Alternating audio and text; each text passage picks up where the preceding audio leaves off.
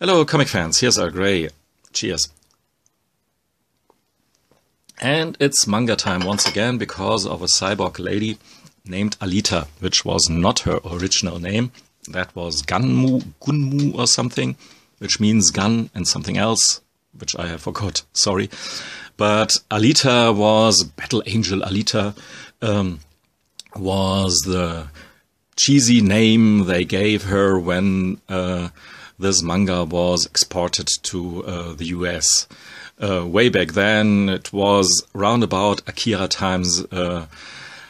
American comic readers weren't acquainted really with manga, so they thought Gunmu is a bit too clunky to sell this comic, so they took Alita instead of it. Actually, this title here kept me off this manga a bit. But I saw drawings here and there, pages, panels, whatever, that were really alluring. So I danced a bit around this box here, especially, which is not really small. This is for manga pretty big. It's the same perfect edition size, like, for instance, these Naoki Urasawa monster books here. And it came over here in this shiny box. It has some dents here and there, my version here, but otherwise it's pretty alright. I read some of the pages and saw, hey, the pages are quite big, alright, but my old eyes can't decipher all the tiny lines that the artist uses there. So I figured, why not go to this version here. This was published by Carlsen Manga over here in Germany, and this is a similar box set by Kodansha in English. The artist here, Yukito Kishiro, and he's for sure a name to remember, because you will see that this here is artistically and even story-wise pretty outstanding for manga.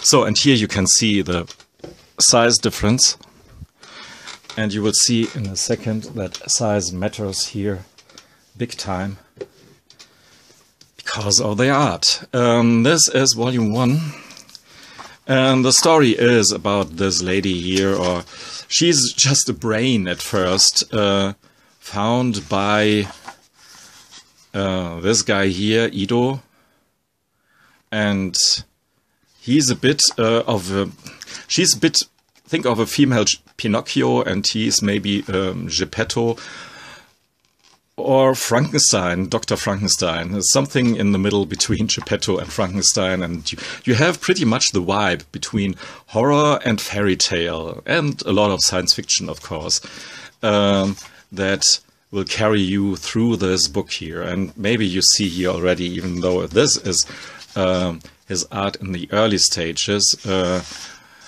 his versatility in drawing increases with each volume. But you can already see here that this comic here can be really cherished through the details.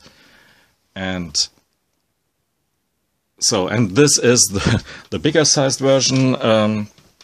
Again, I can show you the perfect edition size here in comparison, so you can see it's bigger, and it really, for the German audience, it is really good, or however, wherever you are in the world, when you have the chance to read this in the bigger format in English, and you are able to read English, of course, then pick this up here. It's really, and it's a hardcover, it's a soon bound, color pages, everything that you want from this comic here. And yeah, here you can see it's a bit like Pinocchio, and this makes the heartwarming charm on some pages, followed by stuff like this here, where it really gets dark. And what I really like with this artist here is that he can use black as an element of his comic. The dynamics here are outstanding, for sure. Look at pages like this here. It's perspectives change on 2 pages many times, and you have dynamics over the head shots, bizarre characters, a very well thought out world in which all the stuff here happens. And look at these lines, and this is one of these drawings. If you shrunk this down to this little pocket-sized book format, yeah, almost everything of the beauty is lost then. So, really, this book here hooked me from the very get-go, and you can see here that this is not for little kids, even though in a way the violence here is childish. And what really bugs me a bit with these cyborg tales is that it just puts aside the fragility of nature, of living. I mean, in reality, it's silly to talk about reality when you're confronted with this story. But anyhow, in reality, when you lose one organ, you're lost, usually. And the slightest intoxication can take your life. And here, folks are decapitated and whatever. And as long as a tiny piece of your brain survives, you can be restored, repaired. Which is a nice thought, but it rubs me somehow the wrong way always. Even though I say, hey, it's just this world here where people like this nice guy here exist. And interesting is that this is a sci-fi sci-fi story which was created back in the early 90s. And there are even in this sci-fi world telephone booths. For real, because our Yukito Kishiro never thought of mobile phones. This mobile smartphone stuff really took him by surprise. Yeah. So this is not a science fiction story about predicting the future in some proper way, but to have fun with a long-lasting, but not too long-lasting story. This here is actually concluded after 5 of these volumes. The 6th volume is all with bonus and extra material, filled with bonus and extra material.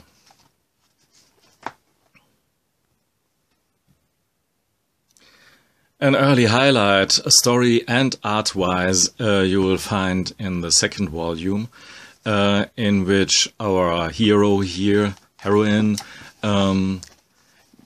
became motorball star. And motorball is some kind of future sport in which it's all about roller skating and androids and cyborgs and whatever, roller skating and carrying some mechanical device, the motorball, with intricate rules that he spells out right here, and which is a strength of the author, that he thinks his world to the tiniest detail, to the last line. It's really well thought out, as I said it.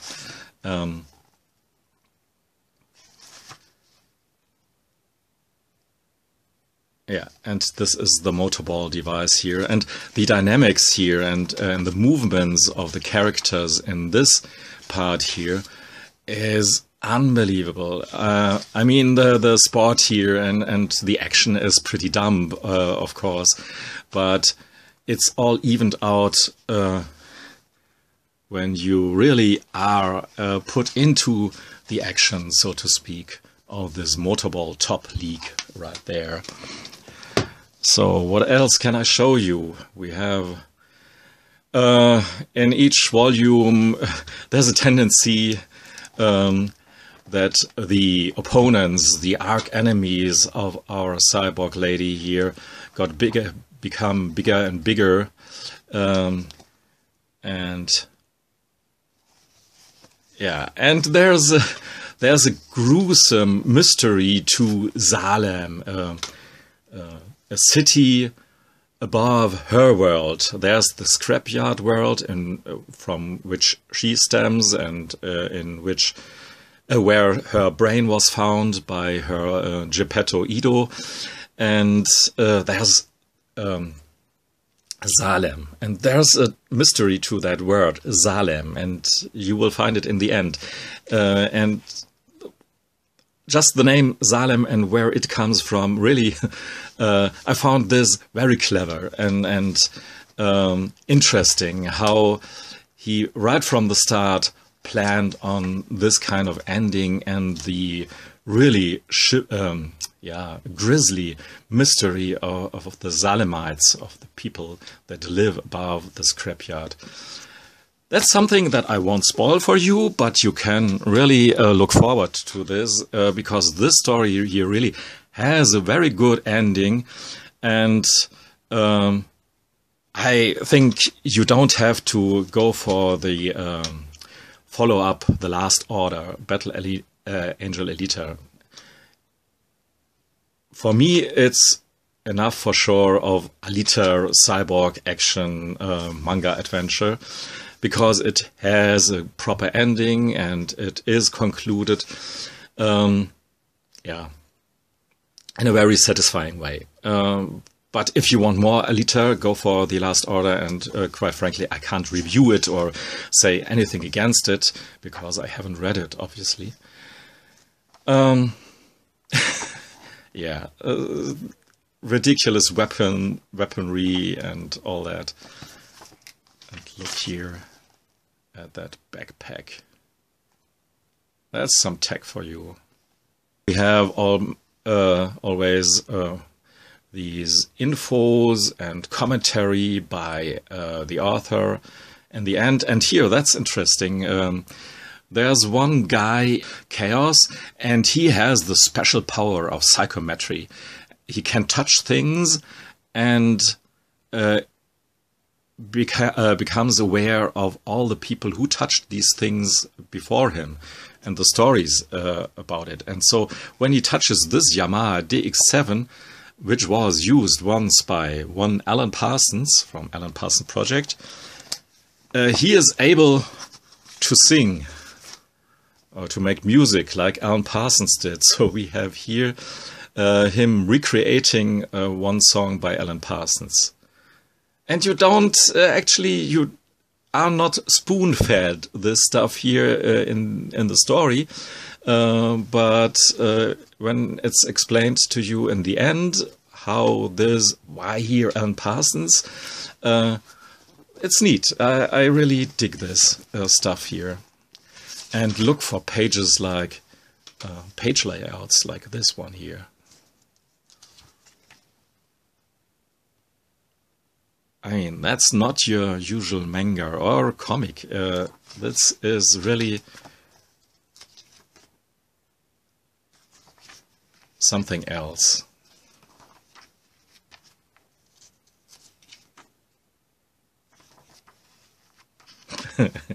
I mean,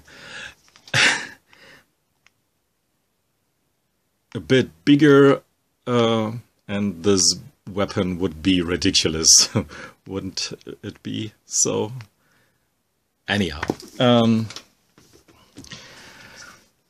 And now we're at the penultimate volume here. Come on, focus. And I wonder why I put markers here in.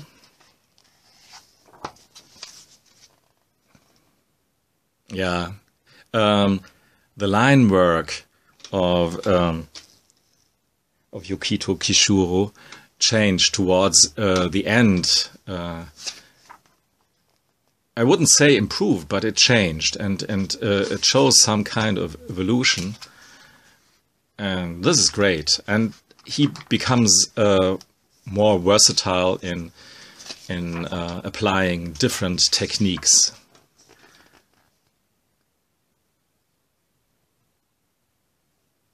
Somehow heartwarming in the literally in the sense of the word, and somehow pretty horrifying, don't you think?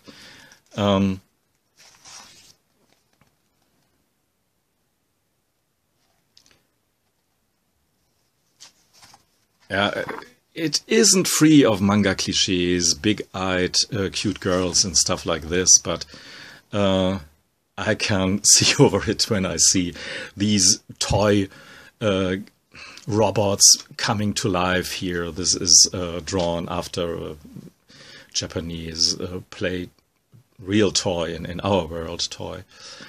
By the way, masking. Alita learned her battle techniques, her fighting moves, somehow on Mars. There's a bit left unexplained after you read this first part of Battle Angel Alita, this first arc, if you will, and she relates to her fighting skills as Panzerkunst and some other German-sounding names. And Yukito Kishiro explains this, that he has just a dictionary of German and of the German language, besides a dictionary of English language. So he used terms from German, and combined them very randomly. So many of these words don't really make sense in German. They sound German, all right. And for me, it's some kind of extra fun to see always hear these words, even though, yeah, the connection between war and fighting and Mars and German, this will stay with the German language, that it will be connected with warfare and so on, unfortunately. The 6th volume, Holy Night and Other Stories, is not included in the German Alita box, as it is this story here that is published in the 5th volume. And Ashen Victor is Yukito Kishiro going full on Frank Miller. I mean, there are some colored pages in front here which are interesting, and it's a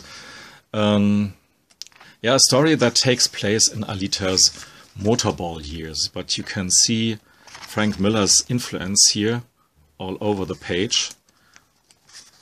All over the pages. I first thought of José Munoz, to be honest with you, but since Munoz was somehow the main influence for Frank Miller, it fits, and it's a bit clunky, as Frank Miller's art tends to be a bit clunky and a very bold and interesting way. Yeah. You have to look a while to see all the stuff that is sprayed here into your face. This is artistically really interesting because it wears his influence on its sleeve here and makes really something unique and new with it. The story here is not so important, neither for Alita. Yeah, look at these black faces here. I mean, it's a bit like Eduardo Risso does this here, but yeah, it's been Frank Millerized as well, I think. So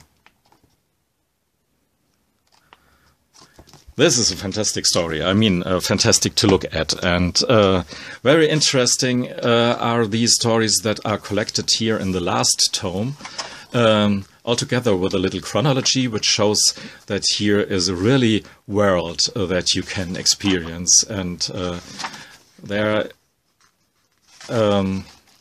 is something there, and world that you can visit, and where you can live for the while that you take to read these books here.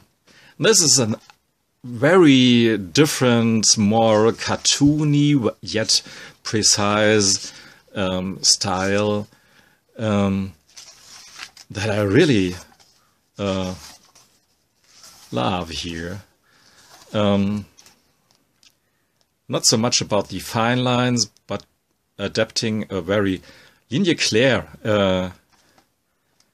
for this Christmas story here.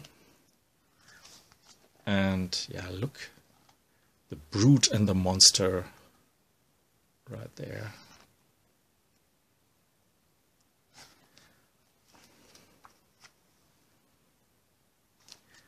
So same as with the other stories that are collected here, adding here and there to the mythology of Alita, and some bits here and there. And this is about a side character, a pretty important side character in the original run, and some